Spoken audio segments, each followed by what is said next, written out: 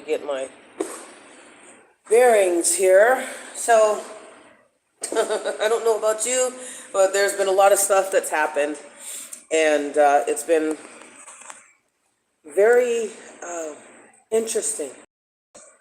Because it feels like, I don't know about you guys, again, but I don't, the last couple weeks, since Mercury retrograde has gone direct, is, in the process of going direct, it's been very hectic. Like a lot of attacks, a lot of what it feels like is temper tantrums that are taking place, right? Like you got all these people who want access to your time, to your money, your sex, your whatever, just your energy, and they don't got it, right? So when they can't get you into the physical, they get to go after you in the spiritual. Well, now they're blocked in the spiritual realm. So I've felt a shift, and it's absolutely lovely. And I was thinking about that. I was like, because I feel more relaxed. Finally, after over a year of complaining to the management that the ceiling is leaking anytime somebody flushes the toilet, or something gets stuck in the toilet, or the bathtub runs over above us. And I think we had it like 4 times. I know I recorded it twice, and this time it was even worse, and I was like, we got to go. And then finally they relent, so anyway, but there's been this peace, and I was like, okay, what's going on? Because it's really, when you are under heavy attack, phoenixes, and when you're under heavy witchcraft, every day seems surreal in the sense that your life doesn't feel like yours. It feels like you're always ducking and dodging something, right? Or sometimes you look in the mirror and you don't recognize yourself. Because you just guess which one they're using, what kind of spell or whatever they're using. A lot of thoughts on that, but I'm not articulating it right. But the bottom line is after with this change, and me feeling good, I think there was an energetic spiritual change. Okay, so like those of you who are tarot readers, and you get the Wheel of Fortune or whatever, and the wheel is turning in your favor. Something is slowly changing. I'm not clear on what that is. Something is slowly changing energetically, and I'm not sure whether I trust it or not. Okay, and that's just me personally. And just to let you know, my name is Tennille, and I'm a professional transformational coach and narc coach.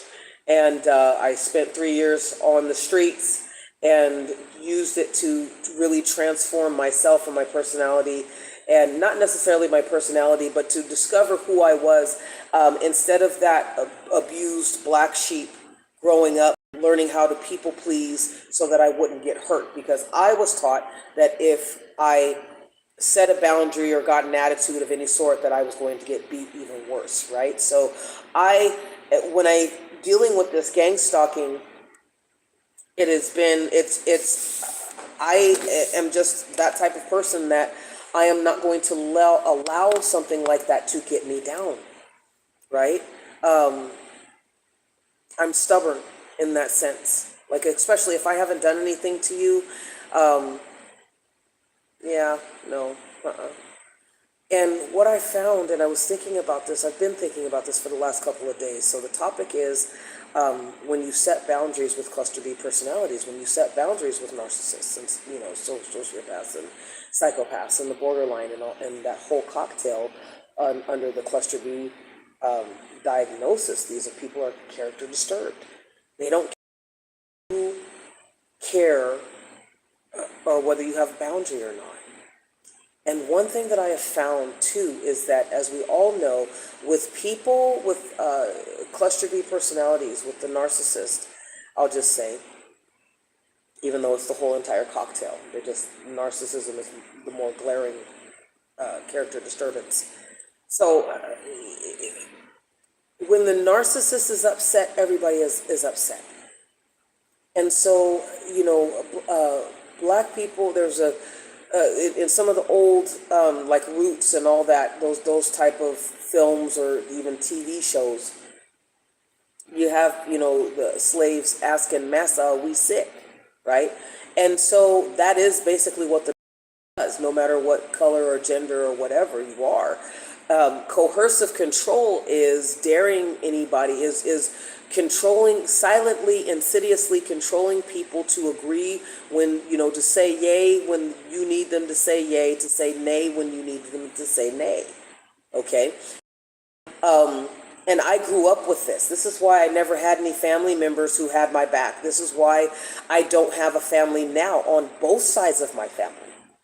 Both sides of my family, because I have both parents who were cluster B personalities. Right? Just one I've had more empathy for than the other, you know?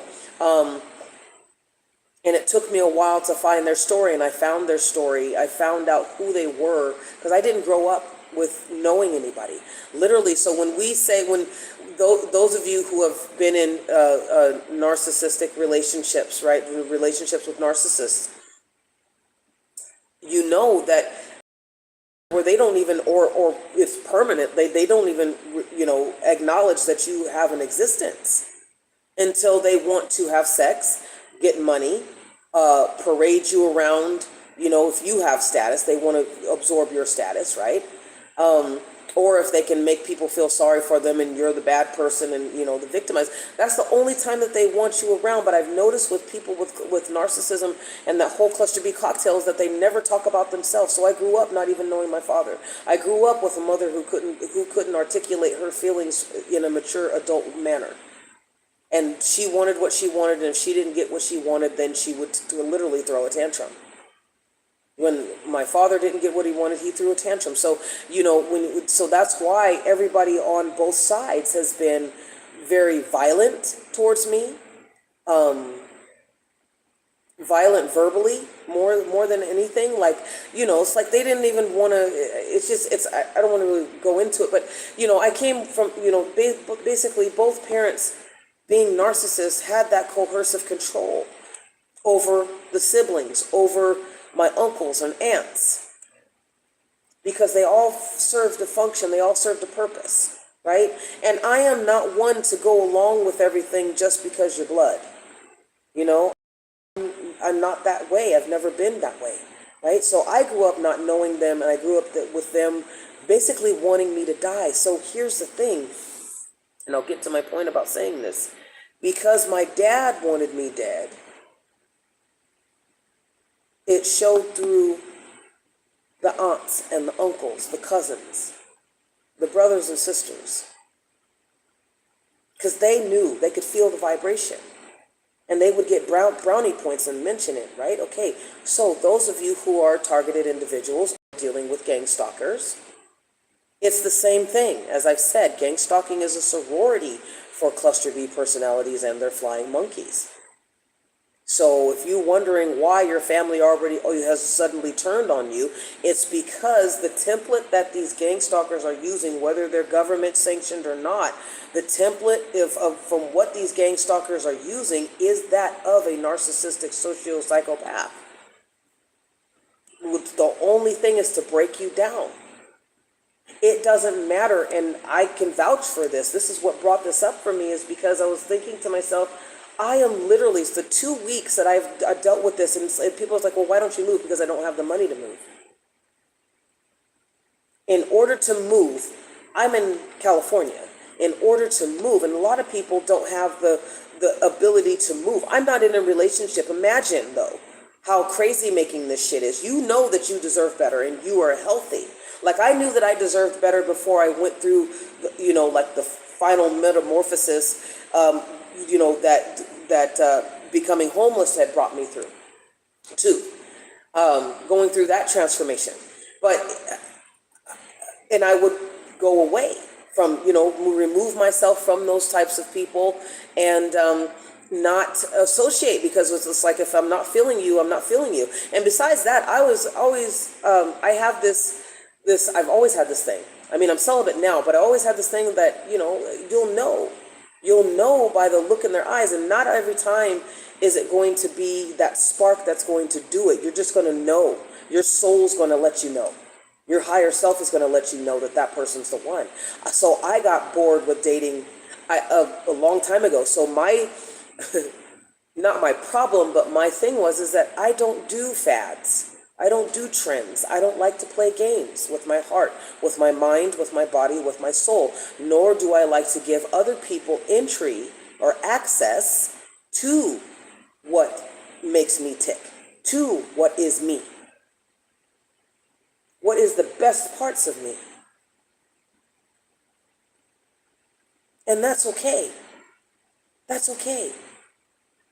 So those of you who've been gang stalked, so I have not dated any of these people who are cluster B personalities and succubuses and incubuses, and those who are in this gang or practicing witchcraft. Have not dated any of them. And thought that I was getting a breather. But again, like I said, for the last couple of weeks, I said something's shifting, something's changing, but I'm not quite clear on what's going on. Like, I have no idea what's happening. And that's like, it gets kind of scary in your walk, in your journey, when you don't know what's going on and it's like silence, or you get these little things here and there, right? But what I've noticed is that people are acting out. And when you are a targeted individual dealing with narcissists, a group of narcissists and their flying monkeys, you can have one. So like I was saying, the coercion to keep everybody, in line, basically, why didn't you got to speak up when you need to speak up, da, da, da, da. And I thought to myself, so the situation that happened last night now, when I'm walking my dog, so for 2 nights I had 2 days, in the evening, because I walk my babes out in the evening, twice. So once in the morning, once in the evening. And because I live in a highly hostile environment, it's extremely hostile, and my girls have been the targets. My fur babies have been the targets, and they're obsessed with my pity. And I've had people looking at her genitals, grown black males looking at her genitals. So you see what type of environment that I'm in.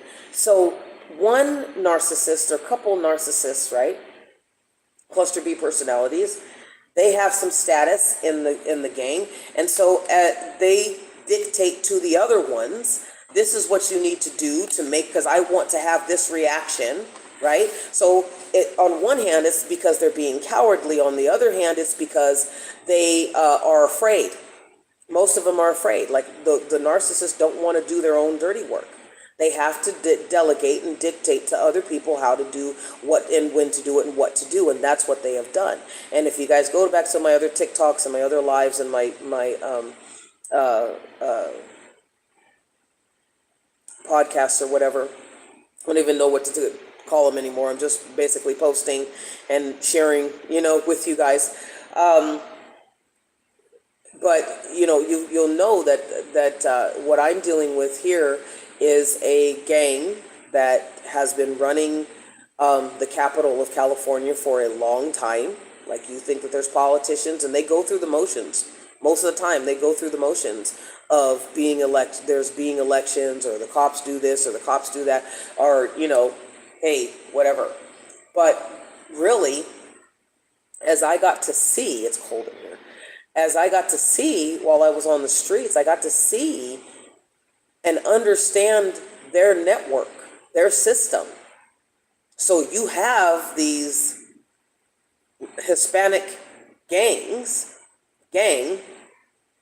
that's over all these other gangs, and so everybody basically gets a piece or a territory of Northern California, and they get delegated some stuff, and you constantly get new recruits. And one thing that I really realized really quickly is, especially in learning about people with cluster B personalities like my father and my mother, it helped me heal completely from that, whatever was lingering, right? So it helped me because I never knew them. If you don't know who your parents are, right, because they're evading exposure, right? Narcissists, whether you have a covert narcissist parent, they don't want you to know exactly who they are. So they're going to constantly, if you're the black sheep especially, you're going to get the beatings, you're going to get the starvation, you're going to get the isolation, you're going to get the be the garbage can, the whipping, post, all that stuff.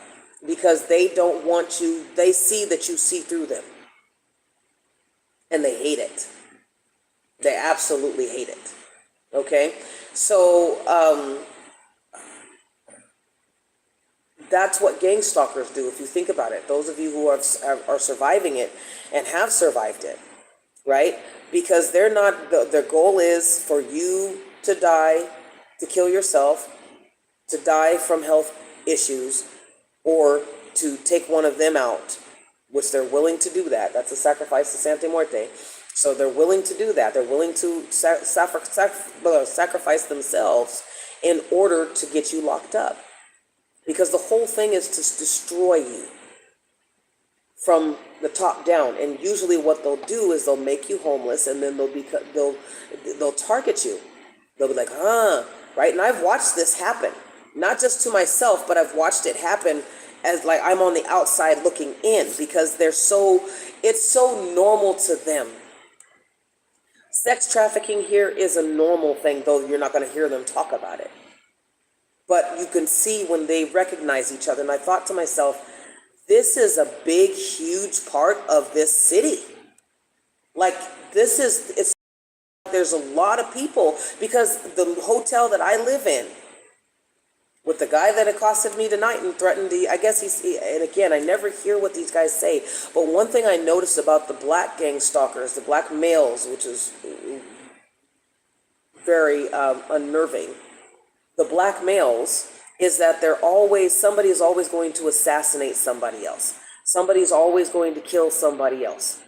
You see what I'm saying? Somebody's always, somebody told us to kill you, somebody's going to assassinate you, whatever, right?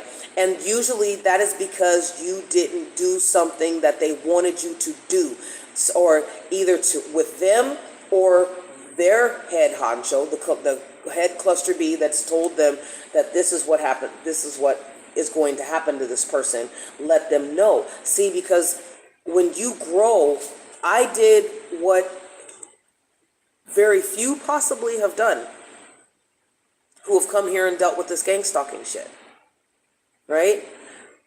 Survive. And that is heal. And that is thrive and move on, right?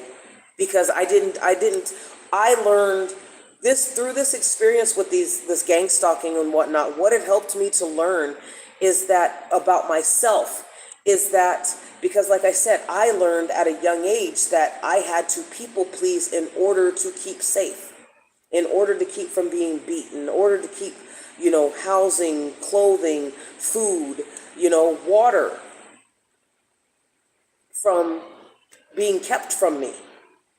Those things that I needed to survive, right? Because I already knew that I wasn't going to get love. I was not in a loving environment, a loving home.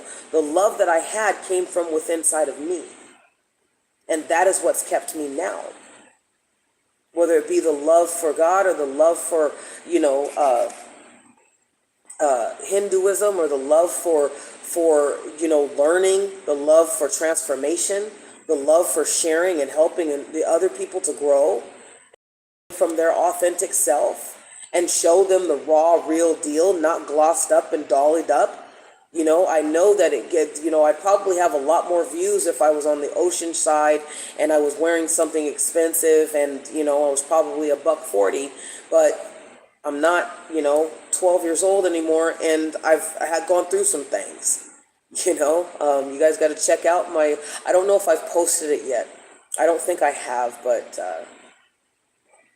I don't know. Go check out some of the recent lives or recent posts. I'm talking about energetic obesity, energetic weight.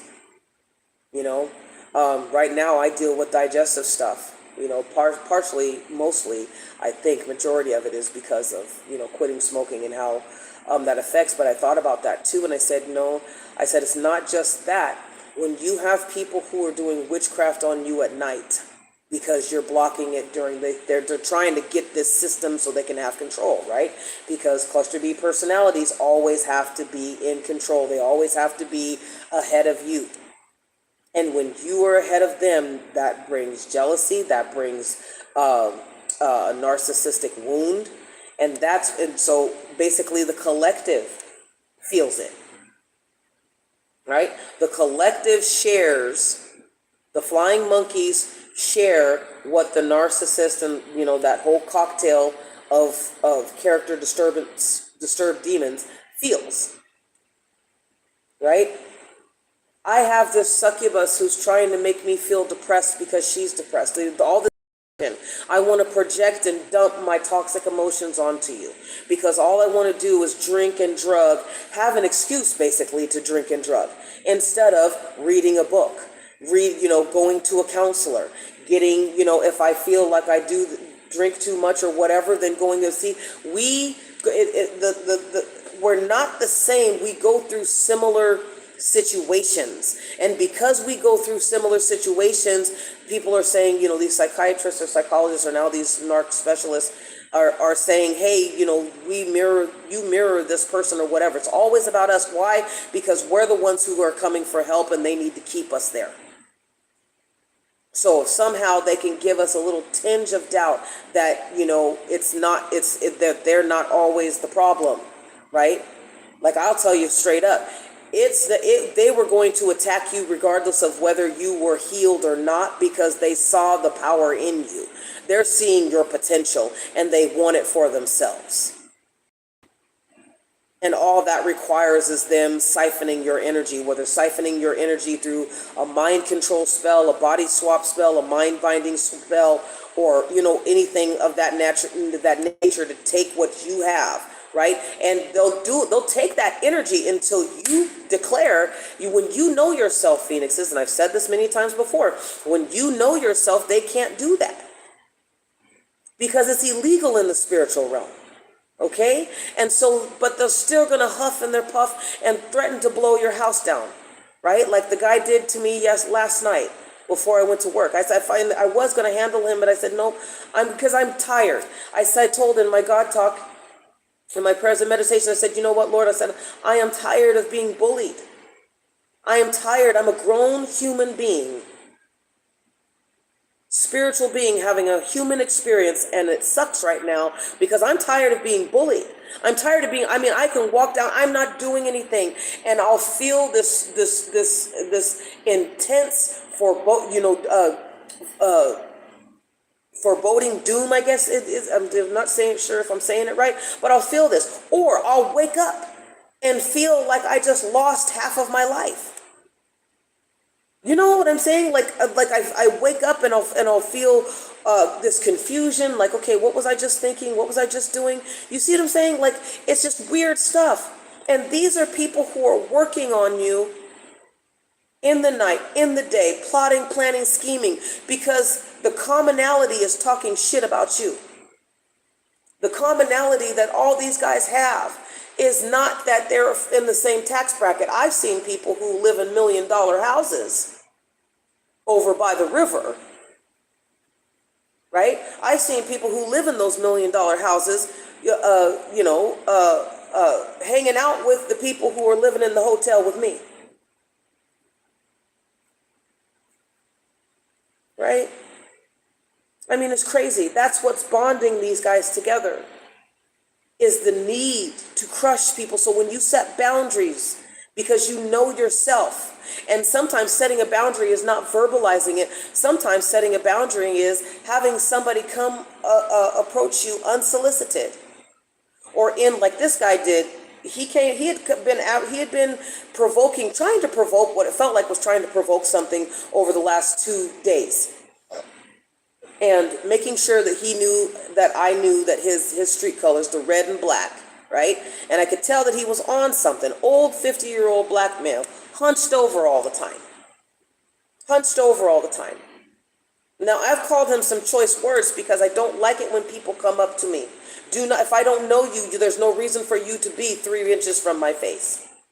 There's no reason for you to drive right up against me with your body and everything else, like we're bosom buddies. You see what I'm saying?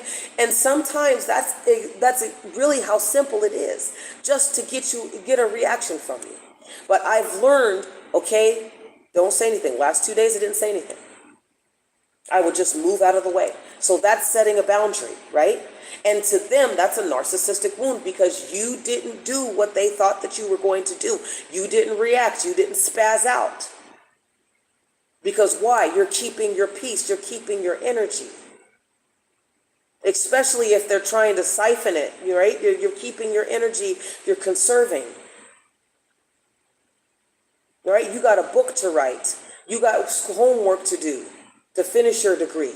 You know, you got the second job to go to. You don't have time to deal with cluster B bullcorn or their flying monkeys. And the thing I think with people, with those of you, my Phoenix is rising, who are surviving gang stalking, it's confusing because you never know what you did. Like, you know what I'm saying? It's like, and not that you would even have to think about, well, what now? As if these people are paying your bills, as if you got to buy presents for Christmas and cook the turkey for Thanksgiving and make sure that Susie, Bob, and Thornton brings the stuffing. As if. See, that's that false sense of familiarity. Misery loves company. And when you are in a city or an environment or a home that is toxic and loves to be toxic, you are the virus. Not that that's a bad thing. It's a bad thing if you're in that toxic environment and you can't get out.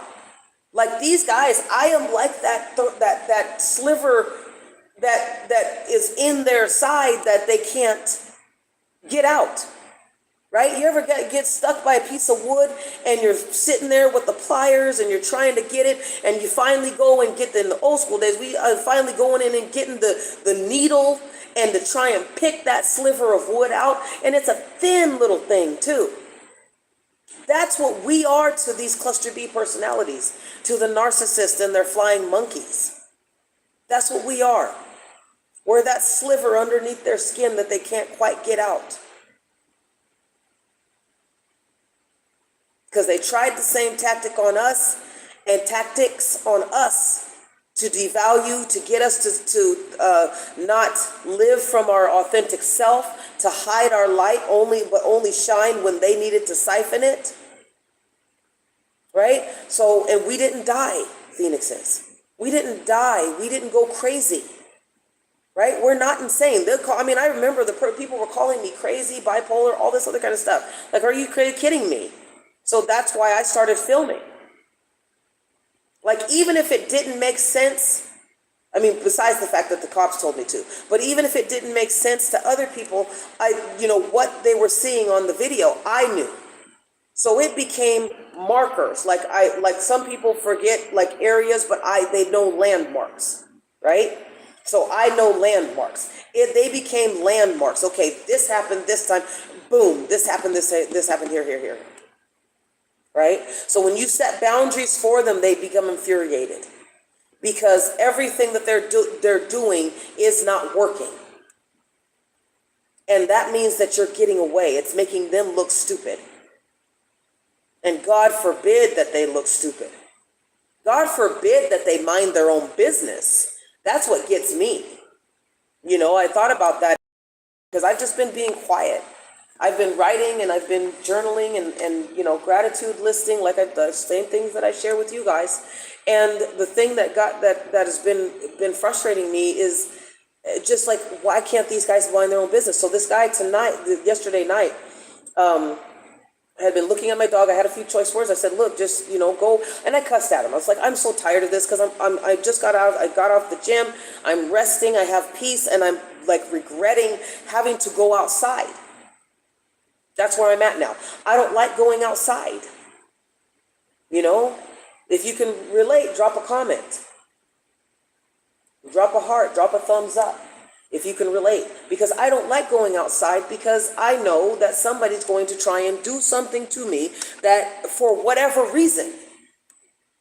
I've had people try and shoot me with paintball guns that I don't know, I've never seen them before.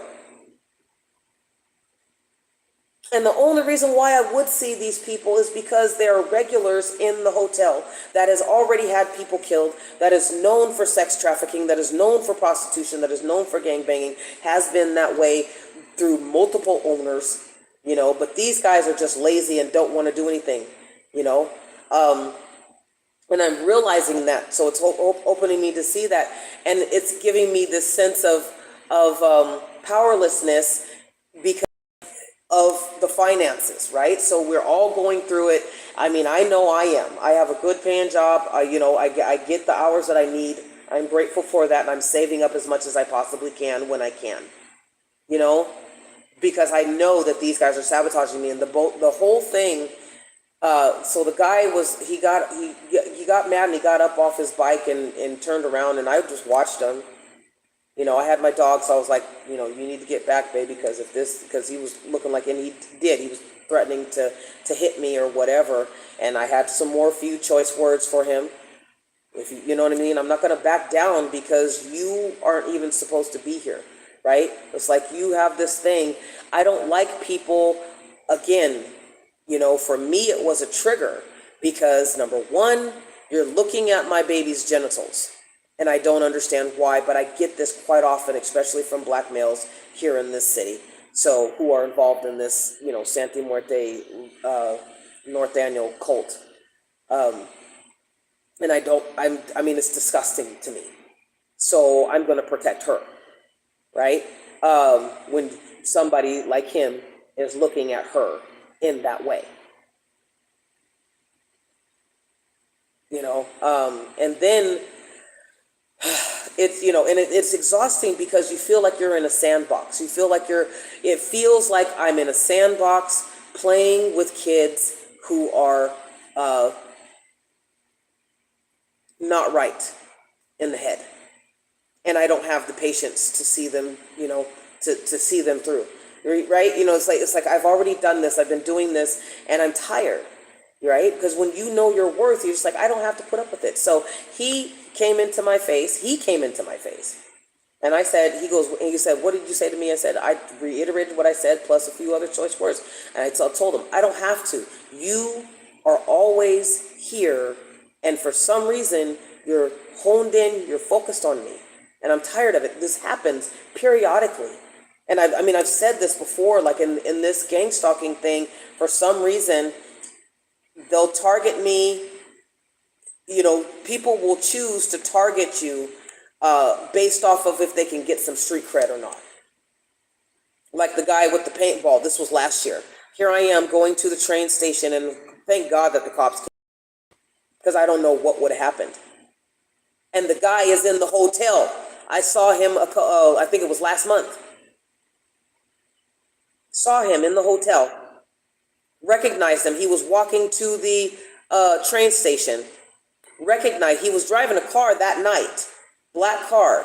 And my spidey senses were tingling, and I started getting bubble guts. I started getting that tightness. So with me and the inflammation and the flare, it's not just because I quit smoking.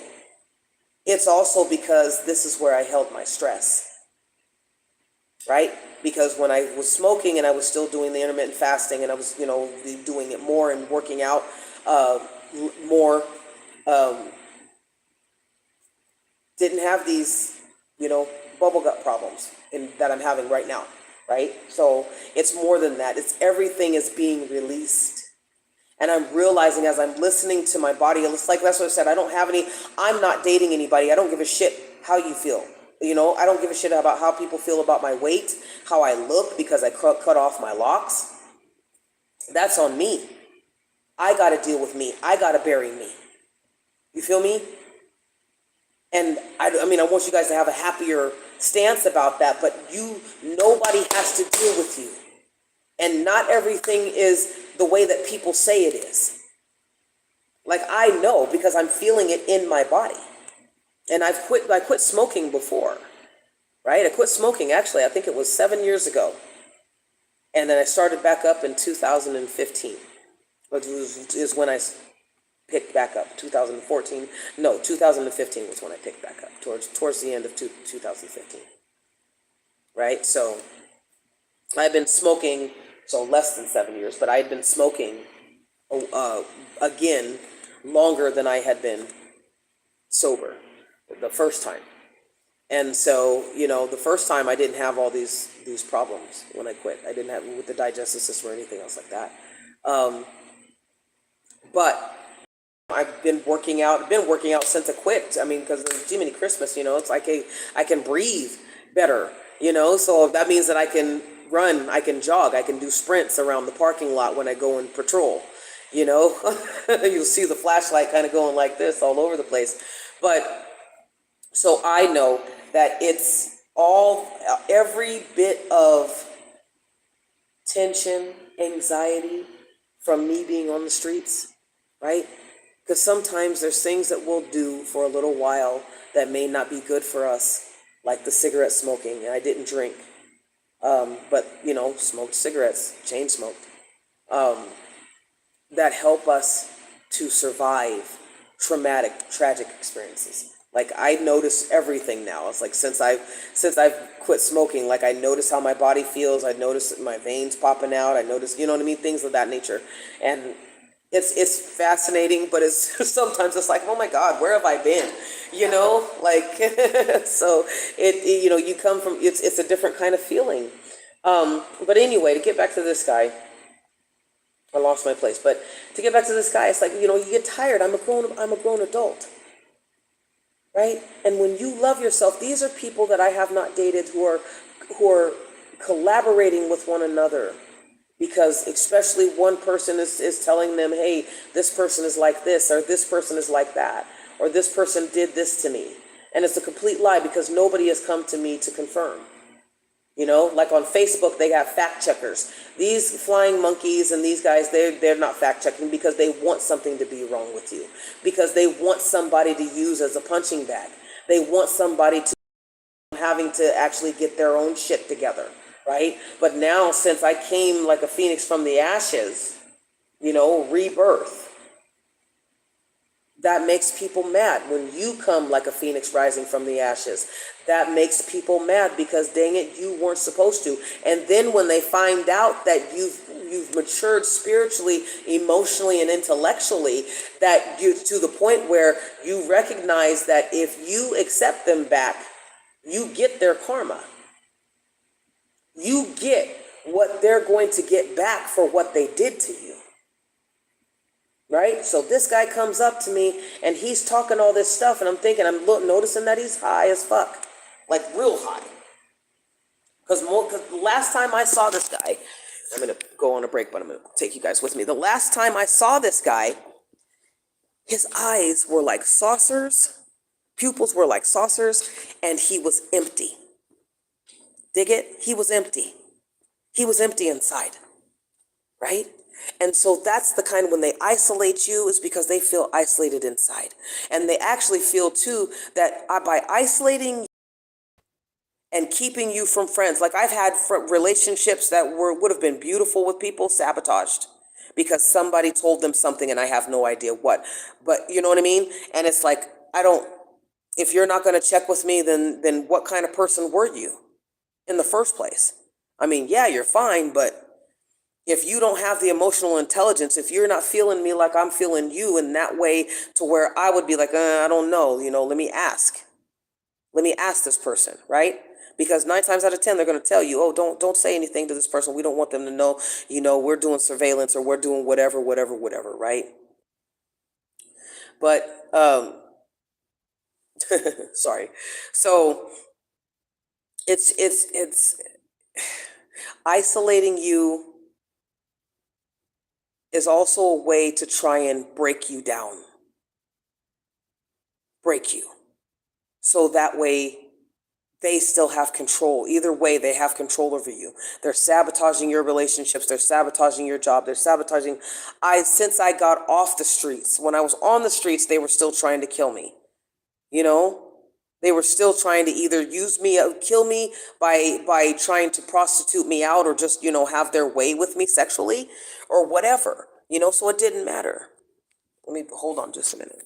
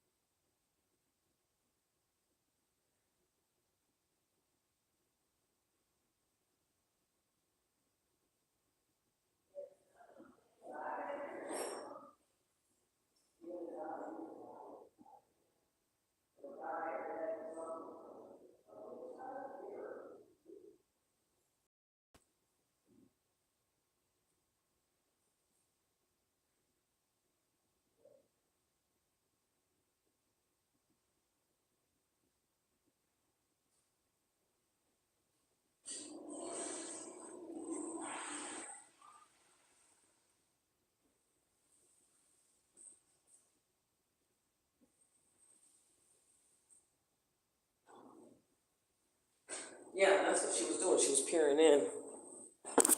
Okay, sorry guys, back. Had to check.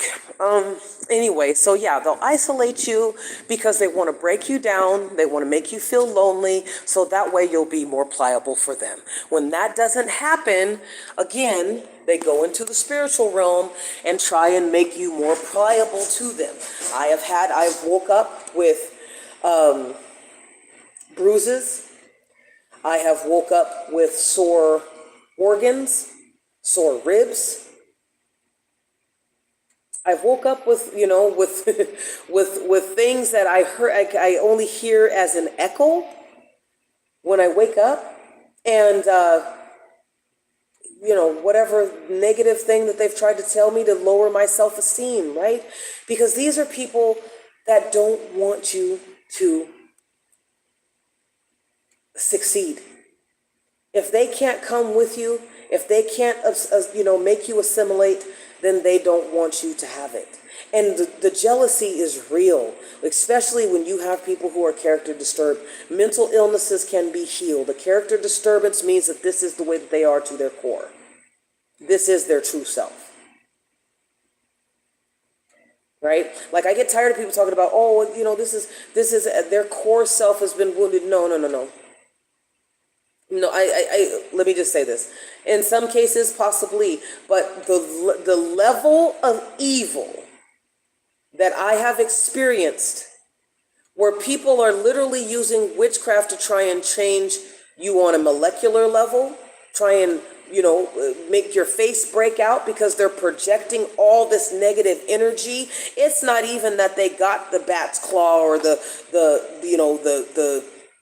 water and the graveyard dirt and all that other kind of shit. That's not really that. I mean, you know what I mean? That can accent it, but really what it is their intention, what they're thinking about doing to you. And these people want power over everybody else because they felt like they're entitled to it. Right? They want power over everybody else to the point where they will fragment pieces of their spirit to go and lurk and hoover you in the astral realm. I mean, I've had it happen. Like I said, I've told people, it's like, people are in such disbelief that this shit happens, but it's like TV shows like Evil. Go watch that. Behind Her Eyes. Go watch that. Fallen.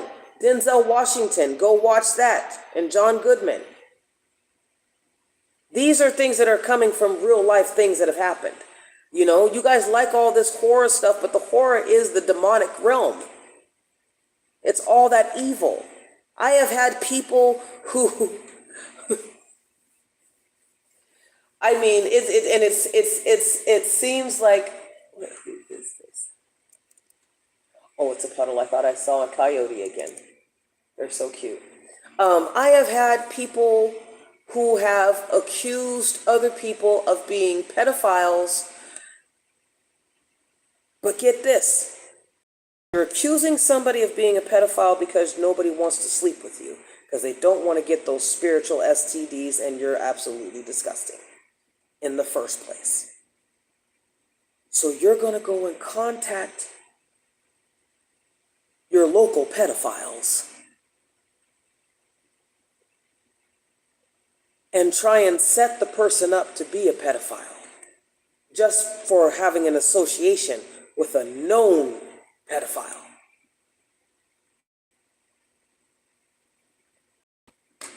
You can't make this stuff up, Phoenixes.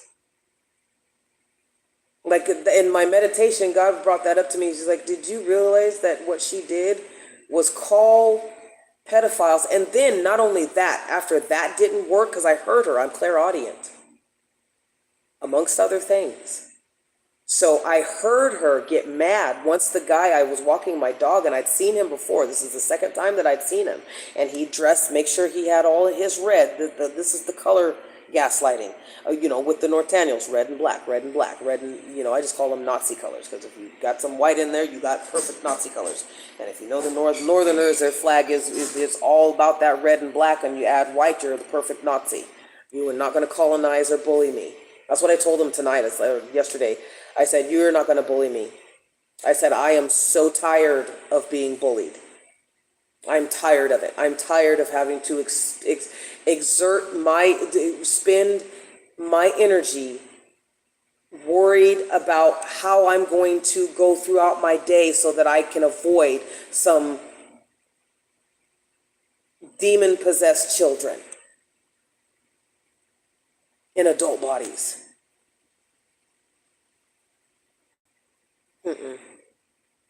But yeah, so after they did that and that didn't work, because I heard her say, what? Yeah, like how is that going to work? Like this, and this is the thing, when people plot, because you set a boundary. Who ever heard, only with these cluster B personalities, who has ever heard of not being able to say no to somebody because you don't have a sexual attraction to them? Now this person is doing witchcraft on your love life. Try doing witchcraft on your sex life. Because if you're not having, they don't want you having sex with anybody else. Then trying to kill you because they believe if I can't have you, nobody can have you. What I heard the other night was, I'm going to kill your dogs. And I could smell marijuana. And this person is a drug addict. I mean, marijuana, meth, coke, alcohol. And that's how I know it's like this. I know it's that person, right? It's like, I'm going to kill your dog. So why do you keep, and this was just a couple nights ago too. So this was all building up to this escalation tonight, or yesterday night. So anyway, they had ended up calling the cops because I was like, okay, I'm not going to deal with this anymore. I need to start getting a record. So I'm just going to start calling the cops. You just threatened my life, dude. I'm going to go call the cops now. He was talking all that smack, and then he, tried to pull out a weapon and didn't want to pull out a weapon. And I don't know if it was a screwdriver or whatever he had, but it's like, dude, no. And people, what we do too, Phoenixes, is this is what gets people afraid of setting boundaries. We continue, we got somebody, who says, oh, baby girl, you don't have to just smile. Well, some of us don't smile because the last time we smiled politely at somebody, they took it the wrong way and took from us what we weren't willing to give. And it's psychological warfare when you're trying to dictate whether somebody smiles, whether somebody gets to be black or not, whether you get to cancel, somebody gets canceled or not, dealing with their beliefs. I don't even give a shit if they are Hitler fans. And, that's saying a lot because I'm tired of people not minding their own business. Learn to mind your own business. This old 50-year-old sex trafficking, God knows what else, couldn't mind his own business. For some reason, had been focused on me for a couple days prior, and finally, getting tired. See, a lot of times we get tired of that toxic energy and we want to get away from it. But still, and so, hey, you didn't listen to my first boundary, which was walking away from me. Right? See, normal people, when you walk away from them, they don't pursue. They don't take it as a challenge. Like, oh my God, my prey is getting away. Yeehaw! Right? They don't take it as that. They leave it, let it go. It's like, okay, well, and somebody must, and I'll tell you what, I set a boundary with somebody, and that's what I said, it's like, setting boundaries where I'm at is like setting off an atomic bomb. That's literally what it feels like. I set a boundary over a lady who's been two-faced towards me, is a part of this cult thing. Wasn't for sure, but I don't go around looking. I'm just trying to live my life and find a way out of here. And really, I'm on my journey and keeping vigilant on my journey, which has been really hard just at the aftermath, at the tail, when you're right there at the finish line. So I understand, Phoenixes. That's why I'm sharing this stuff with you. I'm sharing with you my experiences because the way that I'm dealing with it is gratitude-less. Can't work on my computer on my documentary? Let's, start writing down notes. Let's do an outline. Keeping focused. I have to keep my purpose in line because to me, it doesn't matter if I croak.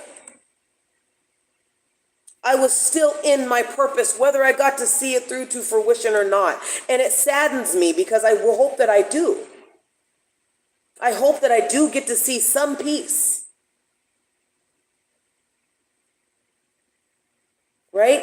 And the thing of it is too, I know that I need to move. People's like, well, why aren't you moving? Because God hasn't said where to go yet. And believe me, I've had God talks with like, okay, well, hey, I'm sitting out here looking like a dummy while these people are attacking me because you're not getting the death spells. You're not getting the domination love spells. You're not getting this succubus wrapping her snake at crimson body all over you, whispering in your ear and all this other kind of crap. You're not, and actually she showed up last night too, the succubus. And I was shocked because I didn't recognize her. And I said, no, because I'd been feeling something. Like I said, I can tell energetically, I can read energy and most of the time who it's coming from.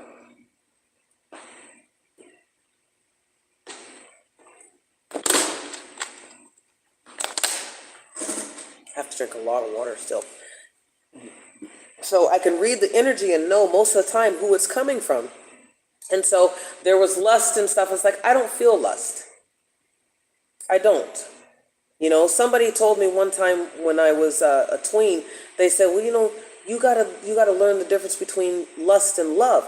Well, and see, a lot of times, first starting out in this planet, people would characterize me, they would ascribe characteristics to me based on stereotypes of race, gender, etc. But they never fully pertain to me. And that's still the way that it is to this day, right? It's like you people keep trying to pigeonhole or put somebody in this box and they don't fit. Nobody does. Doesn't mean that I'm special. Nobody fits into just this. Not unless they are conditioned to, right? Nobody fits. Let me open this. Nobody fits into these little sockets unless they are made to, right? If they're made to, then they'll fit. If they're not, most of us aren't made to. So when I say made to, if you're made to fit into this when you're not supposed to fit into this, then that means somebody has shaped you and molded you like they owned you, like they were entitled to you, to make you fit where they needed you to be. Right? So I see the succubus too. I see the succubus before I see this guy. And I was wondering, and while I was laying down before I got up to take the girls out for their last night walk, because I was just so relaxed. Like it's since haven't been smoking, I've spent most of my time smoking. And so since I haven't been smoking, I've been relaxing. I've been meditating, right? And it's given me back some energetic power too, leveled up even more because I'm not smoking. It was not deadening me as much. But I thought to myself, it's like, why am I feeling this impending sense of doom? What is this? Right? Because I don't know. It's when you have special gifts, it doesn't mean that you're on all the time, right? And maybe God doesn't want me to see it because he knows that I'm going to react. Maybe. I don't know.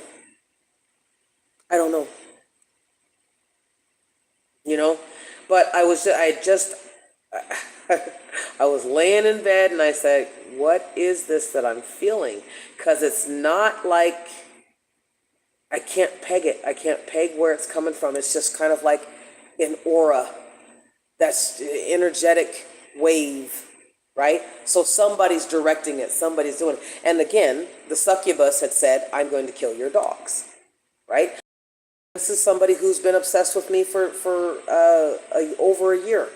And I went over to a woman that I know who's a practitioner. And I talk to her every once in a while, just a little bursts. And she gives me motivation. And I went in there into the store and I said, gosh, I said, this is after they sabotaged me from the guy, one of the employees there. It was weird at the computer store. Because more was revealed about that. And anyway, I go into her, I tell her what's happened. I was like, gosh, I just got sabotaged. I said, I'm so tired. I said, I can't tell you how exhausted I am. Because most of this we can't talk to with people. Like a regular conversation. Right?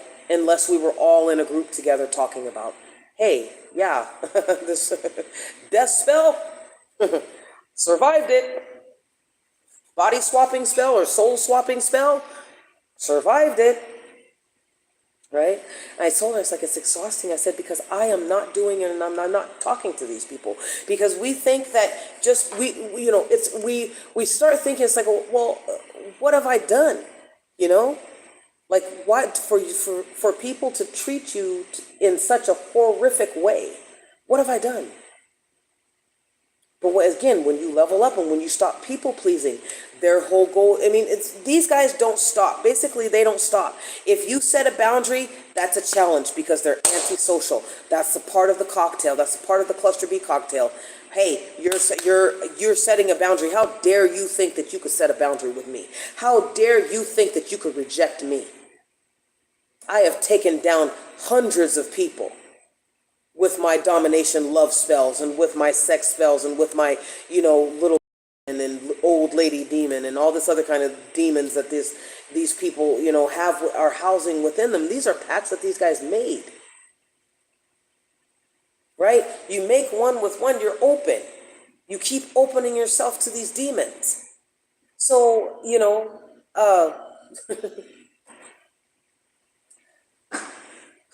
they don't stop.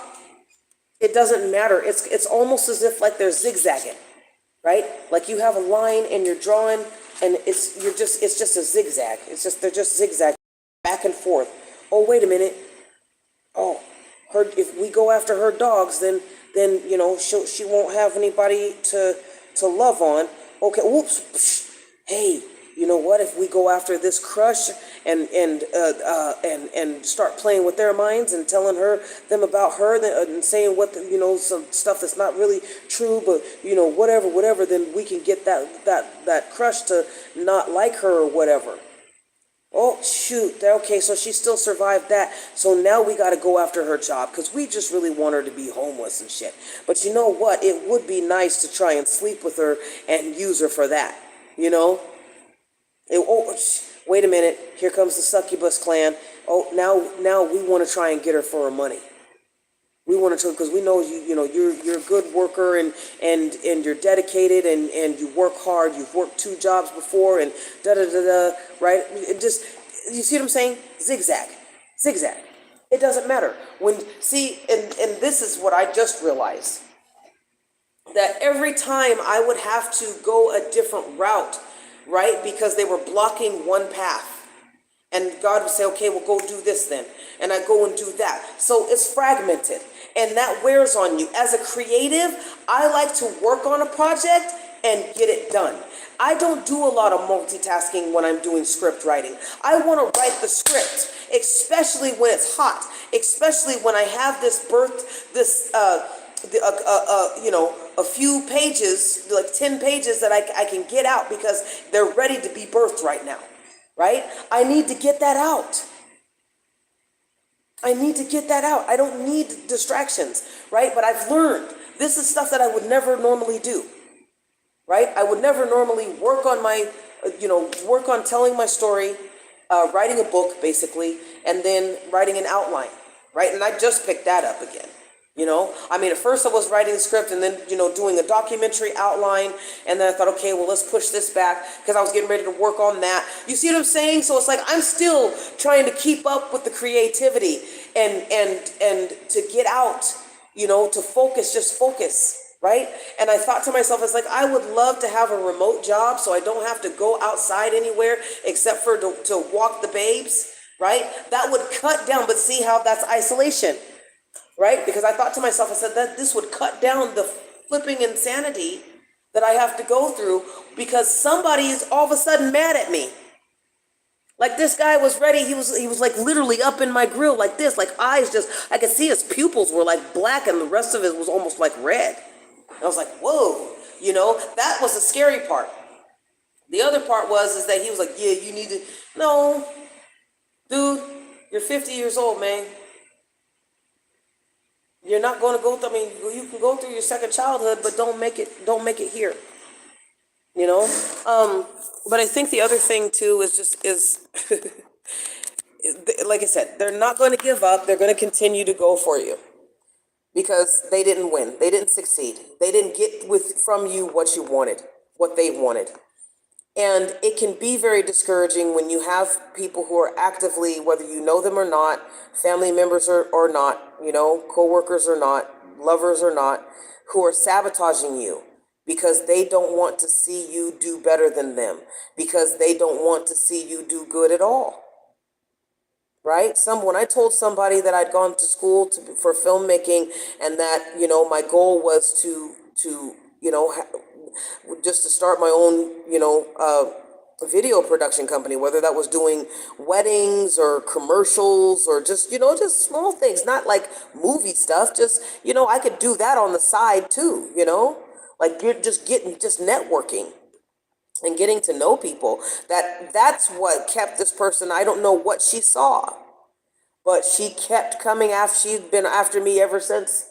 And this was in 2017, and we're in 2020 and mid 2022. Like, it's unbelievable that this is even 22. Like, I feel like we're like 22 should already be over yet. I don't know about you guys, right? Like, I'm feeling like 2022 should be over now, right? Like, it's like I've had enough. There's been too much. I can't even my own life is drama filled and precarious to watch what's going on in Texas because I have a possibility of it happening here where I live. You feel me? And it's not being apathetic. It's just knowing what I can ingest and what I can't. Right? And again, that's boundaries. I have to have boundaries for myself, what I watch, what I listen to. Right? Am I listening? I had to go, okay, so you need to get more in contact with your higher self. You need to get more in contact with the spiritual world. So gospel, right? Declarations, psalms, whatever, however I get to it, I need to get to it because I need answers and I need clarity, right? So when you set boundaries, like I said, when you set boundaries with these guys, they're still going to plow over it. It's just that they're going to make you pay even worse. And sometimes it's just the fact that you're still alive and they all know what they did, right? Like when you're not taking, when you said, this was going to didn't finish saying, when you stop taking responsibility, when you stop being codependent as, oh, well, people will love me if I give them money. People will love me if I do something for them, right? No, people aren't going to love you. They just know that they think that you're stupid. People who are character disturbed think that other people are literally stupid and weak for loving. Like for me, people think that, okay, well, you're always smiling. I don't smile that much anymore. To me, that's a red flag, right? Because I've been so inundated with this energy over me. Like, how dare you survive? How dare you not become a prostitute or a drug addict? How dare you not go insane? How dare you not sleep with one of us so we could capture you there? I mean, like, I've had them try and plot to try and get me to be drug addicted, you know? So how dare you, Phoenix, decide that you deserve something better? How dare you, Phoenix Rising, decide that you are never going to give up until you complete your purpose? How dare you? How dare you decide to live boldly? And that's what you have to do. You have to decide to live boldly, because people are not going to like that you set boundaries, but you set them anyway. I was so proud of myself, and I'll say this, and I'll go back to the other thing I was going to say.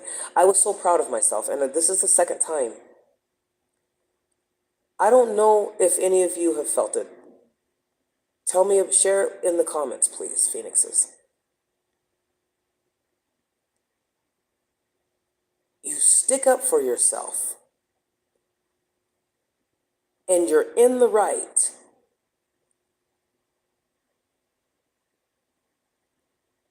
and it almost feels, it's like this giddy feeling that you kind of get inside, but it's a nervous giddiness.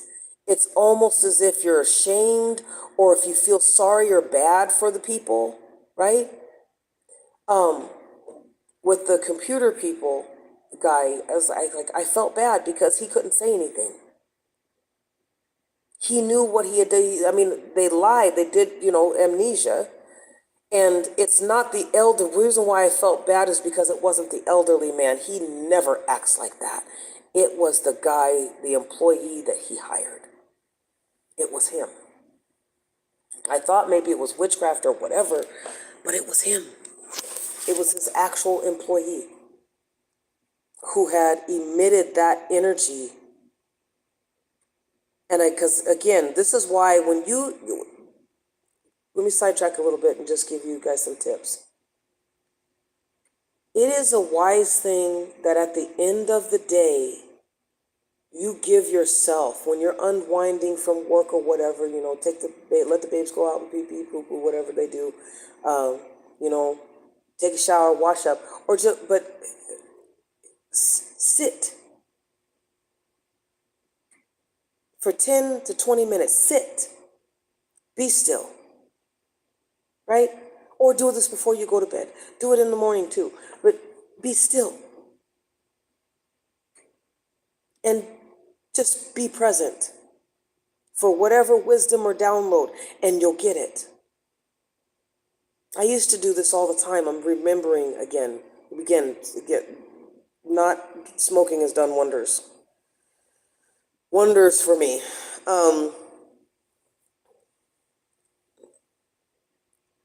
Because in that quietness, that stillness, your prayers are answered and more is revealed. So here I was like, I asked God, I said, please reveal this to me in detail, in a way that that I'll understand. Because so my thing is that it wasn't coming from the old man. See, now I always like to get to the bottom of things. Where's the origination? The origination was from his own employee. And so God brought up to me the vibration and the energy, and that I could hear him like double speak, only it was quiet. Like he'd say one thing to me, react kind of weirdly, and then he'd come back. So he was off his fucking rocker. younger than the older man, because I was like, the older gentleman, I mean, he's respectable, he's polite, he wants business, right? And these guys were gonna do, I have to buy the Mac now, and that's $800 for an upgraded Mac, so I could do my documentary and other stuff. Like I have to, because that's my career. This is what I'm transitioning into, right? Because I can do this job remotely. But you see what I'm saying? Like, I felt good that I had stuck up for myself and proud of myself, but I felt bad for this guy, right? So I almost felt, but see, and even today, when I called the cops and I sat there and waited for the cops, because beforehand, before I knew the system, before I knew how this gang stalking and shit worked, before I knew all that, I was scared. And I was afraid of when the police would come because I knew I'd be blamed because that person had a silver tongue. Right? That was the roommate that I had to leave. I made us have to leave and then got us in all sorts of financial trouble and whatnot. So I couldn't rent for those 3 years. You see? And this is the thing. When you get it, the people with cluster B personalities are like F5 tornadoes. They go through people's lives and they just tear shit up. They tear shit up. Like the succubus said, I read her mind again, I mean, it's like, dude, you have to understand that you're not the only one with abilities. Some people have natural spiritual gifts. So I heard her say, I'm going to destroy you. But then you're pretending like you're going to help me. But I heard you say, in your mind, I'm going to destroy you. So that was your real intentions, was to destroy me. And that didn't work. And so now she's butthurt because, you know what I'm saying? So do not allow people's aggression towards you to keep you from setting boundaries, right? So, and also set more boundaries with yourself. Okay, I can never go around this type of person again, right? Note to self. Some people are immature, do not have the emotional intelligence to be able to accept when somebody rejects them and sets a boundary that is their right. When somebody tells you not, and one thing that I've witnessed in this city a lot when I first got here, before even the gang stalking started, was that people love to be in other people's space, like really right up on you. You don't know them, but they felt like they were entitled to it. And this is what keeps popping up, is entitlement. I'm entitled to your time. I'm entitled. Like there's a few people at the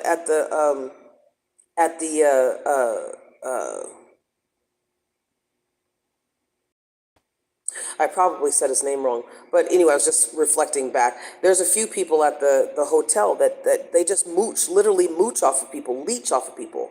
And there was a young man who's like, he felt entitled. It's like, I just want to take a shower. He really thought that I was supposed, and I heard him say this telepathically. I literally woke up, had a dream about these two people, and then woke up and saw them when I went outside. Okay?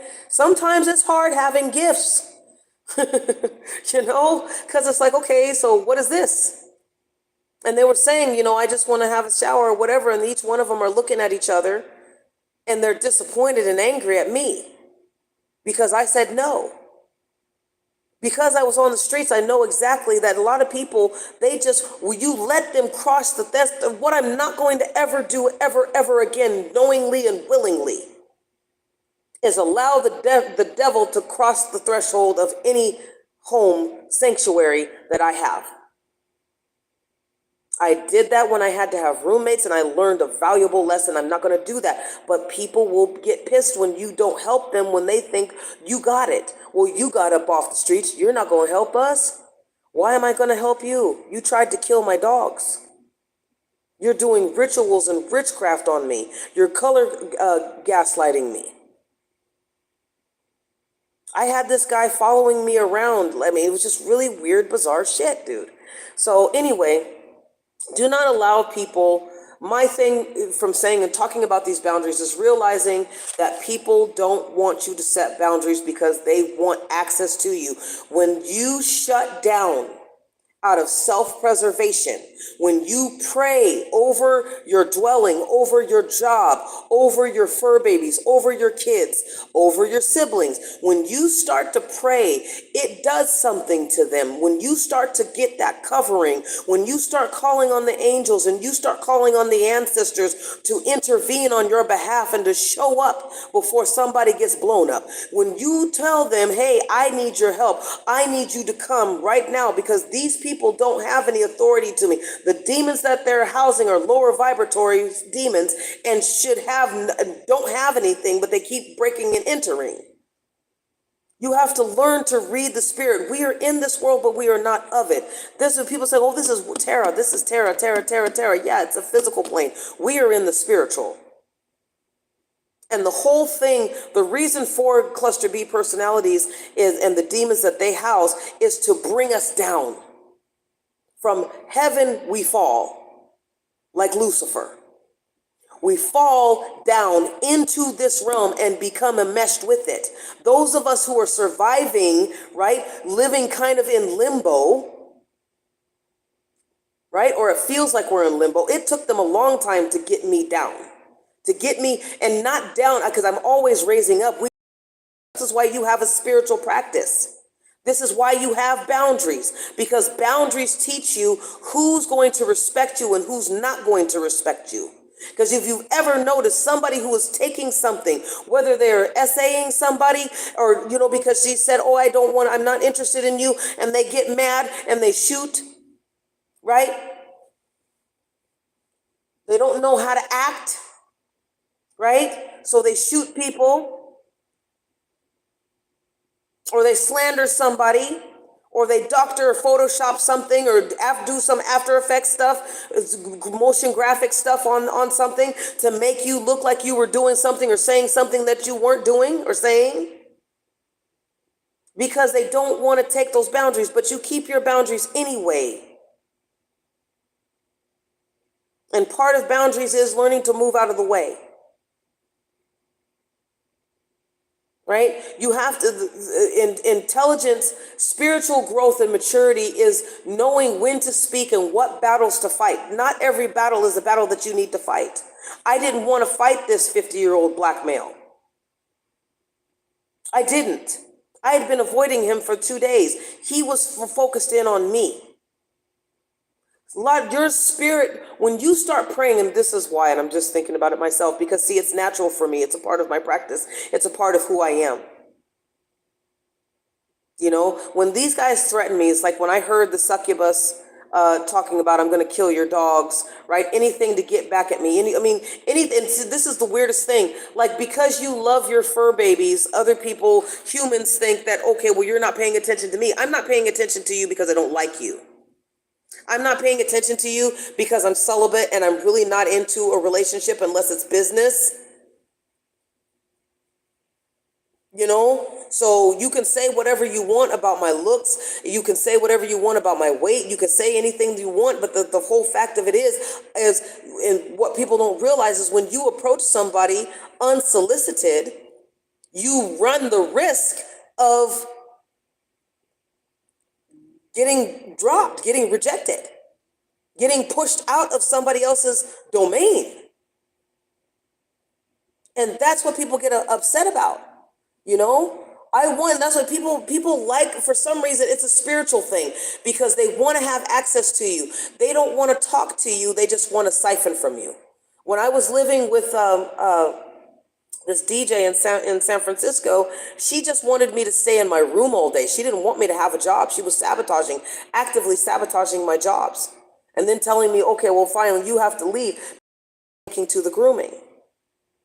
And I had started blocking her because I was like, I have my gifts. I was like, my energy is going, but I don't know this person very well. Plus, I'm still upset and grieving the loss of a home for 5 years and not knowing what I'm going to do, because especially now that this person is acting shysty, right? So she wanted to have access without the speaking. They don't have to talk to you.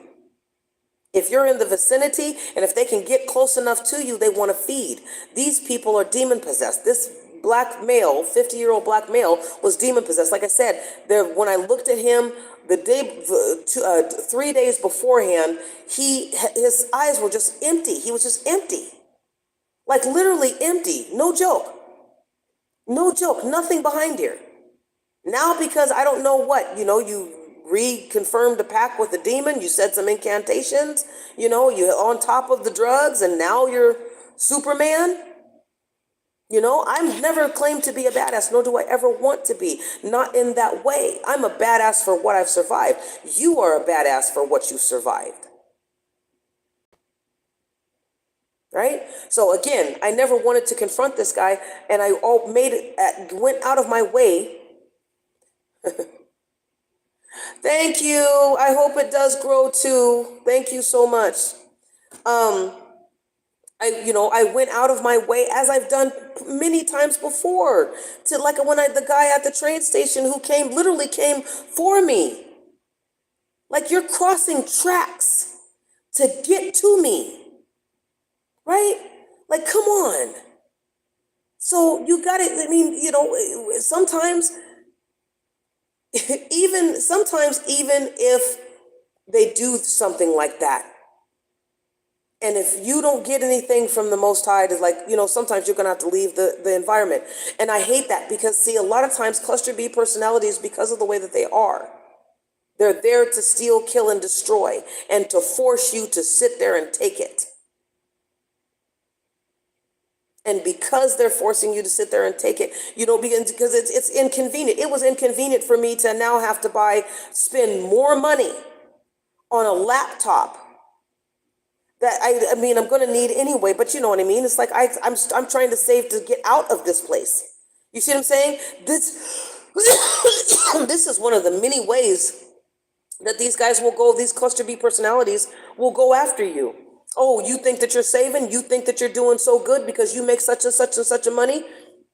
Well, here, let me cause you to have to pay more in rent, or to pay and get this expense, anything to where you're not saved. But see, I can go without.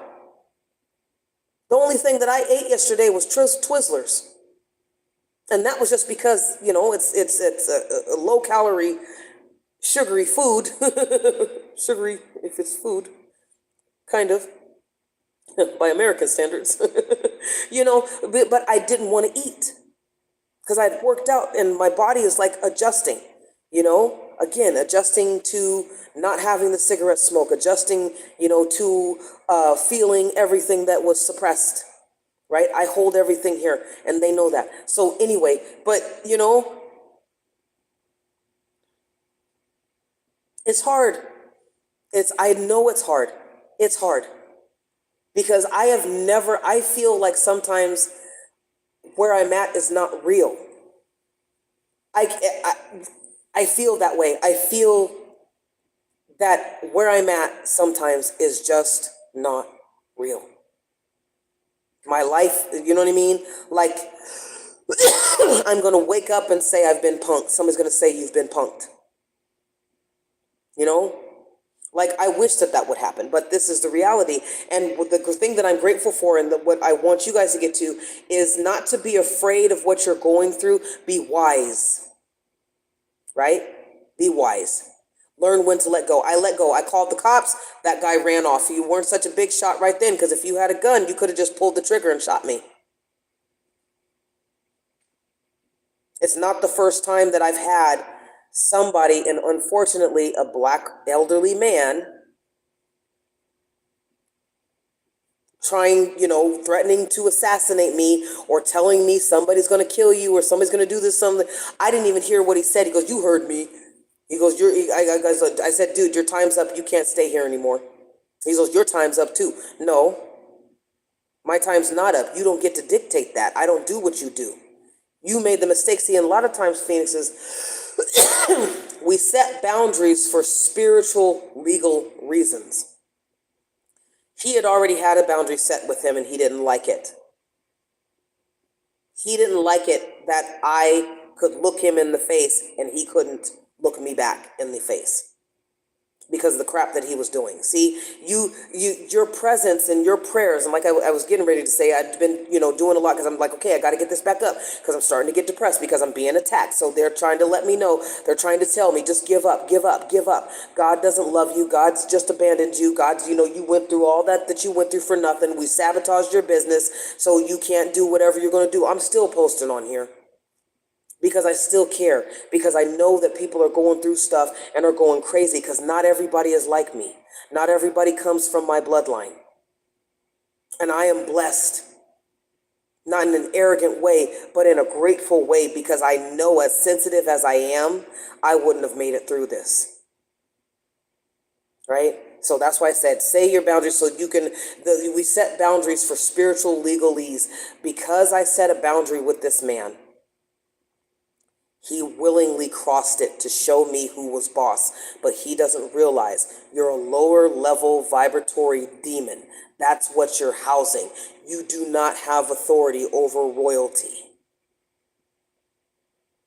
See, because Phoenix is, you go through your dark nights of the soul and the journey, and you start going after and going in and healing and destroying and ripping away all that you don't need.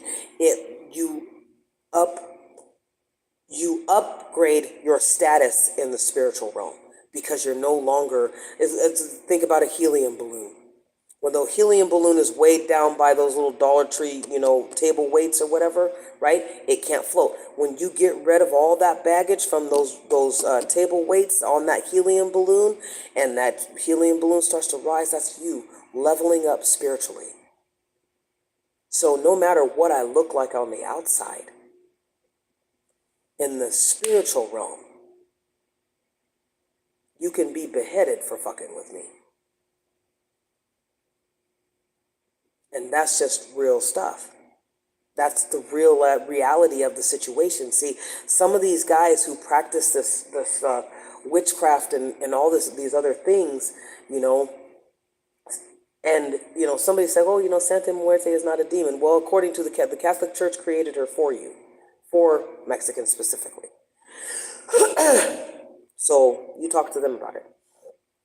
But it does not mean that somebody who has intentions that are in harmony with the higher realms, the higher vibratory realms, can't summon her, or it changes the connotation of who she is. I mean, I actually did watch the documentary and listened to a lecture, actually, of a guy who specialized in it. He was studying Santa Muerte, and he studies demons in different cultures, and spirituality and witchcraft and stuff like that. And he said, basically, Santa Muerte can be whoever anybody wants her to be. You just have to exchange. It has to be a fair exchange, right? So that's that. But when you attack somebody who's done nothing to you, and on top of that, they get to know themselves, and they get to they start letting those table weights go. They start cutting it off, and they become lighter. I have risen in status in the spiritual realm, and I have taken back my birthright. I have taken back my bloodline. And you're still trying to attack me, and you're still attacking me during my sleep. You're still trying to convince me, like all this stuff. I've had people do stuff that's just, I wake up and I'm like, why did you just do that? You know that I'm going to remember what you did. You know that I pray and meditate in the morning, at night, during work, all the time. It's going back to you. Whether I know what exactly it is or not is of no relevance. It's the fact that energy, every single particle on a molecular level, is going to be returned right back to you in your vicinity. Whether they accept it or not is of no consequence to you. It's not for you. And you've declared that by doing your spiritual practice and by removing it, right? It's even better when you know who has sent it and you get that revelation of what it is that's been sent, right? Because most of these demons are lower vibratory. They're under your feet. They're in the world. We're not of it. So if I'm up here and the demons down there, where are they? Right? under my feet. Get that holy dance going, right? So anyway, yeah, so that's my thing about boundaries. So the last thing I was going to say too is with the lady, which I thought was just so crazy. Like I said, setting boundaries where I'm at is like setting off an atomic bomb. These guys don't want to have boundaries. So I think I said this in another video, but I'm going to repeat it a little bit here, and I'll probably post that later on. It's at some time. And I feel like this is kind of like a rest. I don't know what Mercury retrograde didn't hit too hard, but it was kind of, I mean, I kind of feel like, I don't know if it's, if it's just witchcraft, because like I said, as above, so below. So whatever the planets are doing, we're feeling down here.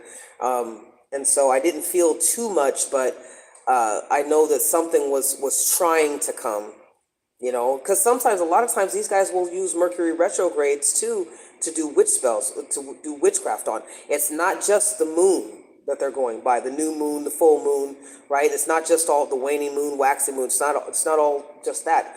They'll use Mercury retrograde too to try and bring something up or whatever, So anyway, yeah. So last thing is, I had this woman who I lived by, and again, it's like, I'm tired. I can see that you're two-faced. I can see you're talking. I mean, she knows I'm watching you sit there and talk smack about me. And then she comes right over and starts smiling in my face. So here, what seems to be happening is like people are really losing their marbles, right? They're losing their equilibrium because tides are changing, and the demonically possessed it's not working as well as it was, because that time is past. Their time to reign has passed, right? So now, I mean, they were getting consequences before for those of us who were awake and working on it. Can't say that I was always there, because I wasn't. So as I said, for those of you guys, phoenixes, but now especially, they don't want to be left behind, and for them, being left behind is because they haven't grown, they haven't shed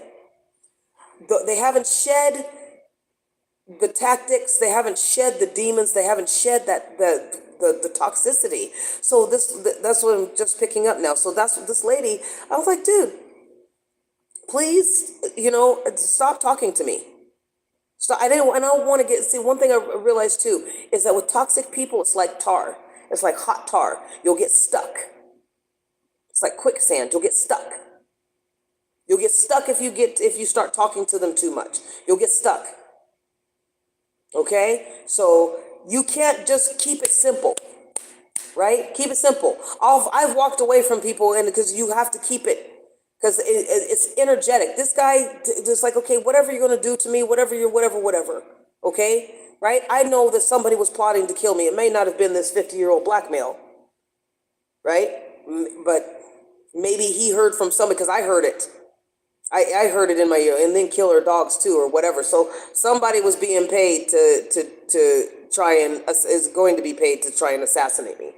And so be it. I mean, if that's what God wills it to be, then that's what it's going to be.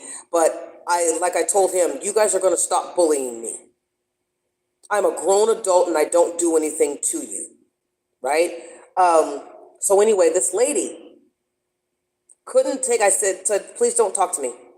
I'm walking, she's trying to match me, she's trying to shadow me and catch up to me. And I'm like, I stay back purposely. And I mean, if you're not trying to talk to anybody, if you're not, trying to create an induced conversation with somebody, if somebody is staying 25 feet back from you, why would you purposely go to, so anyway, I can't wait to talk to adults, man. Like, I know how it feels to have, to be a parent, and I've never had kids, not any human kids, So anyway, I tell her, I said, I told you not to talk to me. Oh, I didn't get the memo. Well, I'm telling you again now. She moves over, she keeps walking, and she goes, weirdo. Aren't you the one who was talking behind my back? Aren't you the one who was saying that nobody wants to deal with that and was pointing, right? Aren't you the one who was knocking on my door, trying to instigate some type of situation that I was not even privy to? Thinking that, you know what I mean? Like I'm just opening my door because you're knocking on it. You know what I mean? Then finally I said, don't knock on my door anymore. One thing I noticed about this woman too is because of that, door knocking to try, and she was instigating something with somebody else. Because the lady over on the cross is, and I get tired of talking about my life sometimes because it's like, oh my God, I live in a nut hotel, nut city. And so there's always something going on. There's always a demon in somebody, or somebody who's mentally unbalanced and unstable, who's drug addicted. Like I would, and for some reason, for the last part of this week, because Mercury retrograde was going direct, so the last part of this week, it seemed like people were acting up. So this lady who has been actively acting like a weirdo calls me a weirdo for not wanting to talk to her, for telling her to her face, do not talk to me. See, the reality of it is because I envisioned us getting into a physical fight, and that didn't happen. And I'm grateful for that didn't happen. You see? So I was like, okay, sometimes Phoenixes, you gotta wait. You can't be so gung-ho sometimes. I know like a lot of you guys are, okay, I'm gonna put my foot down now. No, wait. Let God guide you and make sure that this is something that you're supposed to say at the right time. Timing is everything. And I know that I hate hearing it. I have been so impatient lately. Like, okay, like, deuces, dude. I was loyal to my bloodline. I was loyal to my fur babies. I was loyal to my damn self. I was even loyal to the Most High. And if I get left out like this, I ain't got enough shit to say to y'all. Because I got both sides of my family that, as far as I know, didn't give a shit about the family bloodline and breaking generational curses. Nada. So, again, it behooves you to have God talks, right? And then be still, and then be quiet, and listen. Listen, right? God's trying to tell you something, right? And don't be afraid of setting boundaries because of other people's reactions to you setting boundaries to keep them out. This is why chickens go in a coop. This is why you have, sheep herders and dog herders and stuff to protect the sheep. This is why they're in pens, pig pen, right? This is why we place this protective hedge, or I put a sphere around all my babies, right? A form of spiritual protection is also includes boundary setting. So don't be afraid. Remember, Phoenixes, your blessings are in your ashes. Rise.